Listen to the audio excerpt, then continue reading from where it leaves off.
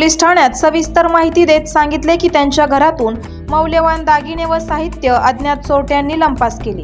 चोरी गेलेल्या वस्तूंमध्ये 3 लंबी पोच पत्त्यासह नेकलेस, कानातल्याचे 2 जोड वेल, 2 जोड ठुशी, चांदीचा शिक्का, सोन्याची नथ, सोन्याची अंगठी, मुलांच्या बाळी, 4 जोड सोन्याच्या अंगठ्या आणि लहान मुलांचा पैशाचा डबा म्हणजे गल्ला याचा समावेश आहे। घटनेची नोंद होताच पीआय रामेश्वरजी गाडे, पीएसआय सागर पाटील, अंमलदार बाळासाहेब आंधळे, भिसे, वाघ तसेच तपास अधिकारी दीपक जाधव यांनी घटनास्थळी भेट देत प्राथमिक तपास सुरू केला। परिसरातील सीसीटीव्ही फुटेज, हालचाली, संशयितांची माहिती व तांत्रिक पुरावे यांच्या आधारे पुढील तपास जलद गतीने सुरू आहे। पोलीस सूत्राच्या माहितीनुसार चोरीतील मालाची किंमत मोठी असून चोरट्यांनी घराचा अभ्यास करूनच घटना घडवली असावी असा प्राथमिक अंदाज आहे।